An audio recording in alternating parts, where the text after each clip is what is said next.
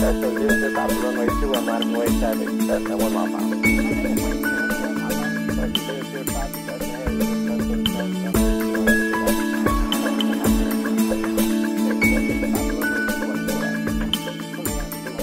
all take precautions against hackers on the ground, but what about when we're in the air? From the National Business Aviation Association, this is Flight Plan.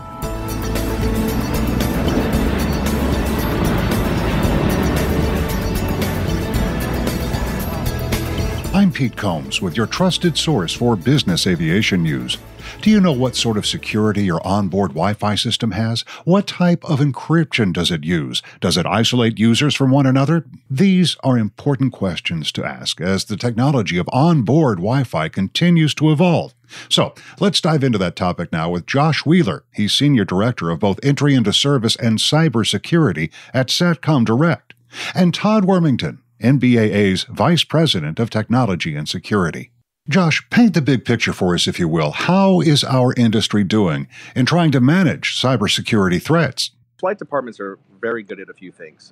They know how to maintain the integrity and security of the physical aircraft and the crew and passengers. A lot of passengers assume the comms are safe. We repeatedly say altitude does not equate to safety. But, there's no question of it.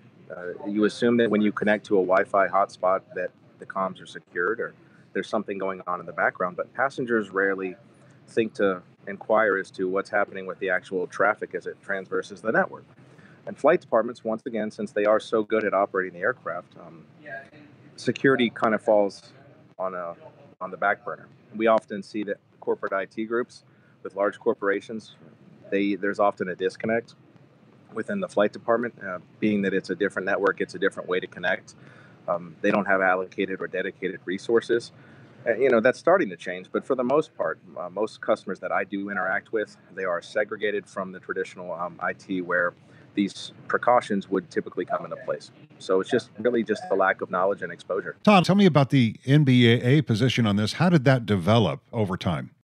Sure, Pete. I think it's largely driven by our members' interest in companies like Josh's and others that have brought attention to the importance of cybersecurity and the fact that the airplane, even if it is in the air, doesn't mean that what's happening digitally on it isn't at risk. And I think that's something that we pay attention to. I think our members increasingly are interested in it and have been for a while.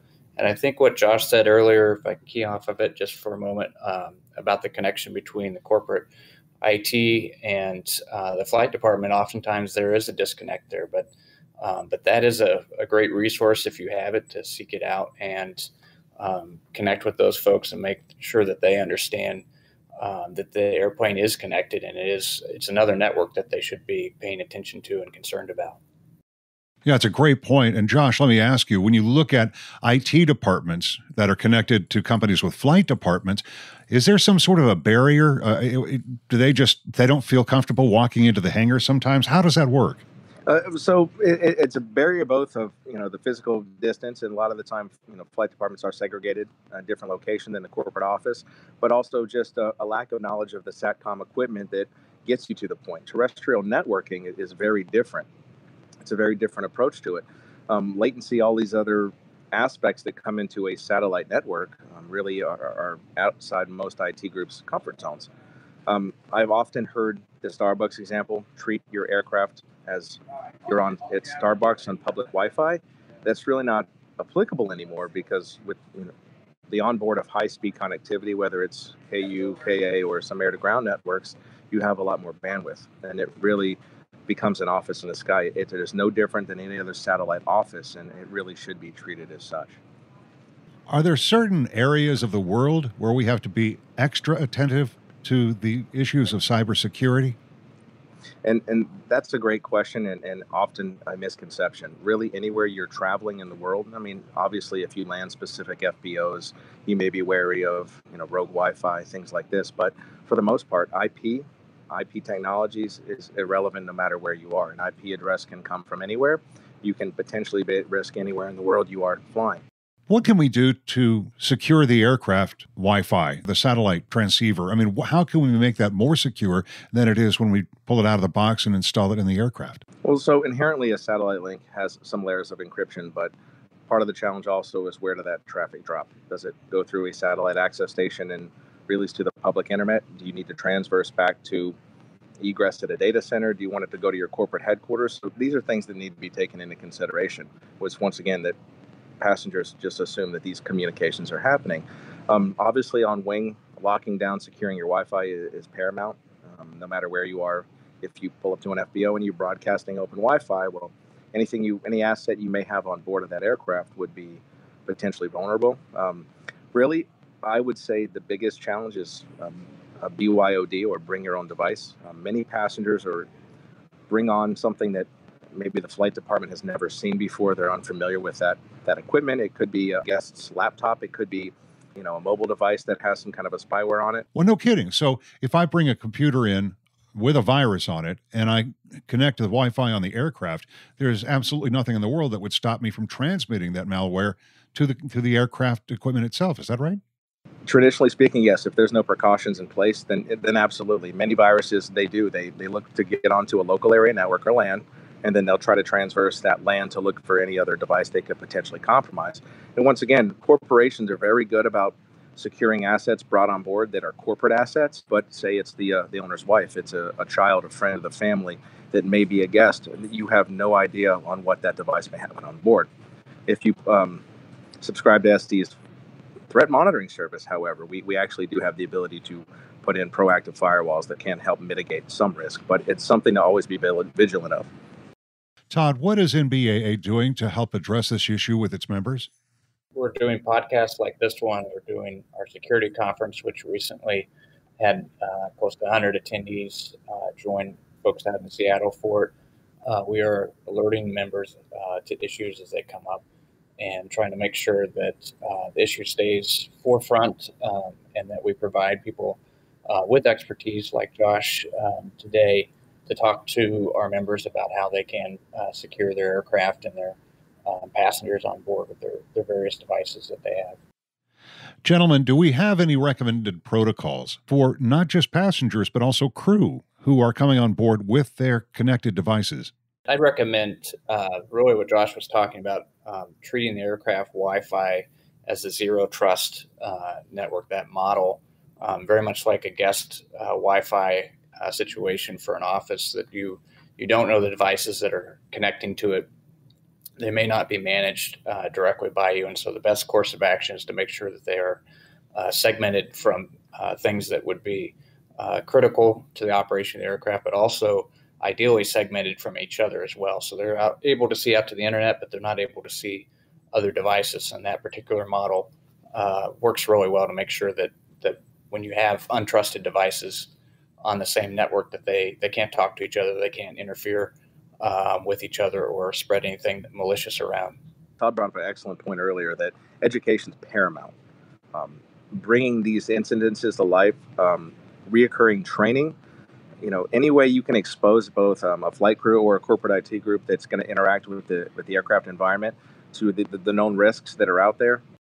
Phishing scams, where end users are still clicking on those trusting links that look like they are from a known sender. So exposure to some of these threats and how to mitigate is really your front line of defense. Your weakest link is the user who doesn't adhere to security protocols, and that's when you become a risk or open yourself up to risk.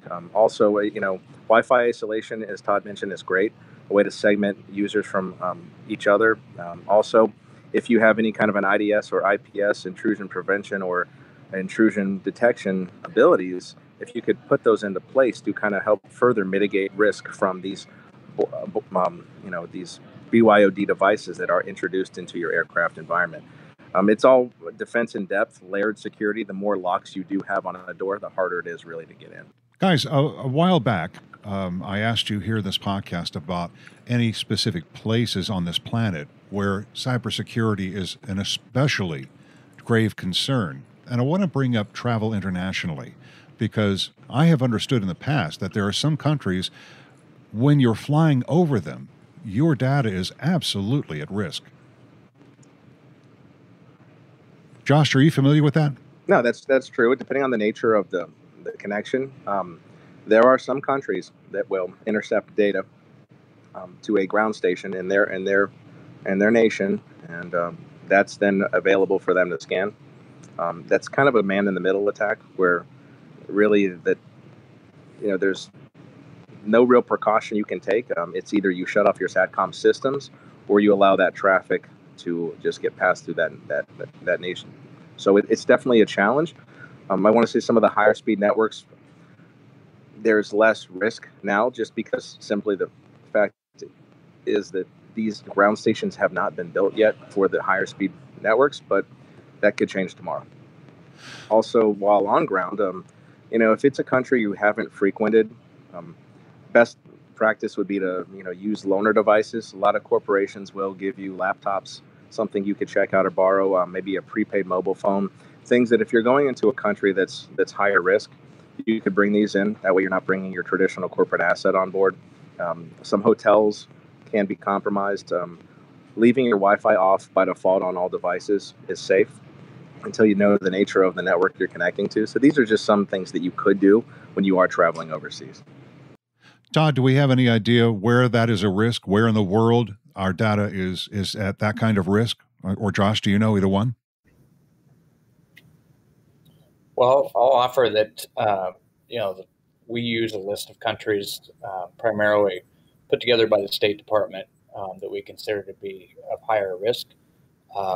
China, Russia come to the top of that list, but as I think as Josh mentioned at the beginning of the podcast on this topic, you really have to be aware that any type of attack can come from anywhere in the world. It doesn't matter where you are physically located. Yes, there's extra precautions you should take around what devices you have and what data is on those devices when you travel to higher risk areas of the world, and also just keeping physical control of those devices is important. But yeah, I think I would seek out advice, in particular, if you're traveling to places that could be deemed higher risk. So we talked about intrusion detection, and we've talked a little bit about some of the places in the world where cybersecurity is a major concern, to the point that, as Josh mentioned, you might want to just shut the whole system down. I have, on all of my devices now, I have a VPN, a virtual private network, and I wonder if that's an effective way to safeguard my data. For VPNs, they do have value if they are set up properly, but you need to remember that it's not a 100% fail-safe. The data does still reach an endpoint on the VPN side and exit from that out to the public internet in many cases, unless it's remaining internal. So I certainly recommend having a VPN even on mobile devices and being able to use it around the world. Some places that's a lot harder than others. China certainly makes it difficult to use VPNs reliably, whether it's a mobile or non-mobile device. But they definitely can add an extra layer of security, very much like Josh was saying, in terms of the additional layers and locks that you can have. It is defense in depth. That's really what you need to be able to overcome today's threats. Josh, go ahead. And to that point, yes, VPNs, fundamentally, anything that's encrypted is going to be much harder to get into to kind of grab that data. One of the challenges, though, we do see that VPNs, just inherently due to the overhead it takes to encrypt that data, it can be a challenge on while flying, just because the latency is so high. You're looking at, in some cases, 50,000 miles round trip to get to your intended source, your destination, and a VPN overhead can sometimes reduce that and upwards of 40%. So, it's security is always going to be a challenge of convenience. And in fact, I think I saw a recent statistic. It said 54% of employees within a corporation will bypass security protocols for convenience. So we're seeing, at least from Satcom Direct's perspective, many customers are shutting down the VPN because it's slowing down their internet. And ultimately, you're throwing security out the window when you make that decision. So once again, to speak to the defense in depth, there's other things that you can do in combination with a VPN. So you just need to be aware of everything available to you. 54% of people in our corporations in the United States will bypass security because it's an inconvenience? Yes, whether it's they know how to log into their Windows without, say, multi-factor authentication. Maybe it's they bypass Wi-Fi protocol. Yeah, but people will inherently lean towards convenience every time. Guys, is there anything we can do in the aircraft, in the satellite device, to make it more secure? I'm going to guess that's a Josh question. Well, once again, I would say lean on your service provider. From the SD perspective, we offer a pretty aggressive, firewalls with embedded intrusion protection and intrusion detection. So, we have threat monitoring, so, man 24/7, in which we can offer up that additional layer. So that's one measure you can take. I know some corporations will work with the flight departments to put an onboard device where they could launch a what's called a site-to-site VPN, which it does help with the overhead to a degree. But once again, those are conversations that really need to be had with a corporate IT and the flight department. Is this a costly solution, or is this cost-effective? It depends on the nature of it. You could really scale at any kind of a security build to where it can be very, very expensive, but it doesn't have to be.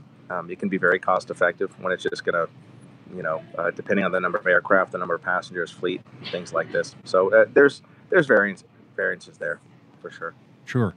Guys, I want to wrap up with one last question. If you had, if I asked you the top 3 things you think I need to do to make my use of internet on the aircraft more secure, what would those 3 things be? Todd, do you want to start? Sure. I mean, my 3 things would be: first, work with corporate IT if that's available. Do you have those folks involved in helping you secure the aircraft and the networking on it? Second one would be to engage third-party experts and do pen tests and audits. I know this is something that Josh and Satcom Direct do. It's something the NBA does as well, and I think it's critical to understanding where your weak points are and fixing those before somebody else does them. And then the third is on education. It's critically important that everybody involved understands what's at risk and how to mitigate that risk and what the best practices are. I mean, it is oftentimes a battle against convenience, but I think we can't ignore convenience and the security component of it, and how you make those two balance each other out's critical to figure that out. Todd, you mentioned a moment ago there is a list of countries where cybersecurity is most challenging, and you said it comes from the State Department. Where can I find that list? It's on the State Department's website. They oftentimes also are tweeting about updates for when they change the status of a country in terms of its risk profile. We saw this, I think, most recently with China and some of the issues around corporate visitors potentially being at risk for legal actions within the country. Okay, and Josh, your top 3 perhaps? I'm going to have to echo Todd. He hit the nail on the head. It really does come down to assessment and education. So, flight departments, I'll use the OSHA example. Why do we paint the hangar floors, the stairs the way we do? Why do we designate specific eye wash stations, things like this? It's for the integrity of the aircraft and the crews. So typically you'll see, a safety officer who's charged with recurrent training. Maybe there's audits performed by OSHA to, checklists. Cybersecurity should be looked at the same way. And there's entities out there. NIST is one, NIST. So that's a great resource that actually contributes to the list that, Todd has mentioned as far as, just at-risk countries. They have established procedurals. And then it comes down to educating folks. So routine assessment, education. And then if I had to say I had a third one, I would say just, simple things that we may overlook. Those little nagging Windows updates, Adobe Reader updates, things that we can prevent locally on our devices that potentially could avoid an event or a vulnerability being exploited. And that's what I would say are my top 3. That's Josh Wheeler at Satcom Direct, along with NBAA's Todd Wormington. If you go to the NBAA website, you'll find PDP courses on cybersecurity for flight departments. You'll also find tips for enhancing cybersecurity aboard your aircraft. And you heard Josh mention NIST, the National Institute of Standards and Technology, which tracks cyber threats. Well, you'll find their website at NIST.com. There's one more resource Todd heartily recommends, and that's the FBI Business Travel Brochure. You'll find that on the web. Just Google it by name, FBI Business Travel Brochure. And that's the latest from the National Business Aviation Association. Remember, you can subscribe to all Flight Plan podcasts at Apple's iTunes website, wherever you get your podcasts, or you can download them from nbaa.org. I'm Pete Combs. Thanks for listening to Flight Plan.